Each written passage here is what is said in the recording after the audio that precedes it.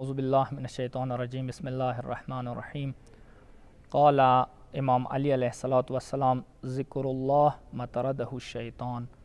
امام علی علیه السلام چې ذکر الهی د شیطان ورکول سبب جوړي. څوک چې ذکر الهی کوي هغه ته شیطان وسواس شیطان نغدي کوله ممکن نه د شیطان به تو نه وریاوي ته به شیطان نه وریاوي. کچېرې ذکر نه غافل شوي شیطان به ته مرګلی وي شیطان بهترین ایتو مرګلی به وي ته به شیطان سره مرګي تا کوي. ذکر ذریعه سره بهترین هتیار د شیطان ځانه وریا کوي. څوک څه ذکر کې مشغول دي مولا علی علیه السلام یی ایننا ایتو بدن کې ذکر ده ایننا یعنی تو خدا یاد نه غافل نه زبان باندې ته خدا یاد کوي. پروردگار عالم ایتو ظاهر پاک و پاکیزه کوي.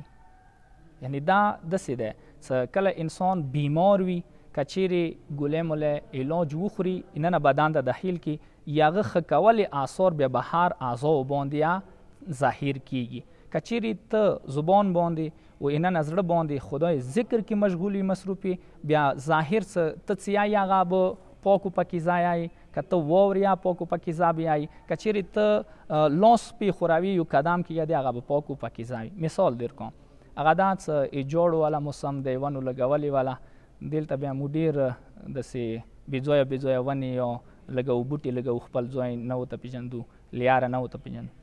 که چیرې یو انسان یوه ونه ولګوي چې خدای ذکر کې مشغول نه دی خدای نه دی په زړه کیدای شي هغې ونې واجې نه لیاره تانګه شي کیدای شي هغې ونې واجې نه لښتی و ویله تانګه شي کیدای شي هغې ونې واجې نه اتو جنګ ونیوه شي کیدای شي هغې ونې واجې نه څه اخ چولګولي دی څه هغه د خدای ذاکر نه دی خدای یاد یې زړه کې نشته دی.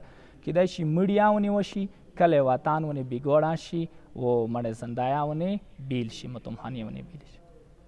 خو که چیرې یو هماغه ونه دی یو هغه انسان یې لګوي چې هغه خدای یاد ذکر زړه کې دی دغې ونې دوره برکات خدای ورکې واچوي چې هغه کیدای شي سیوري ته څوک کیني میوه یې ونه وخوري کیدای شي دینه جامه یې لاندې جوړه شي دغې جامې کې کلي وطن مسایل یا ذکر شي کیدای شي کلي ته یې هسپتال ضرورت دی کلي ته یې اسکول ضرورت دی کلي ته یې متمهانې و مسجد ضرورت دی روډ ضرورت دی داسې مرکه وشي چې هغه ذمهدار کس ته لاړ شي د هر چې ونه وغواړي و کلي کوم ضرورت دی هغه یې پوره شي.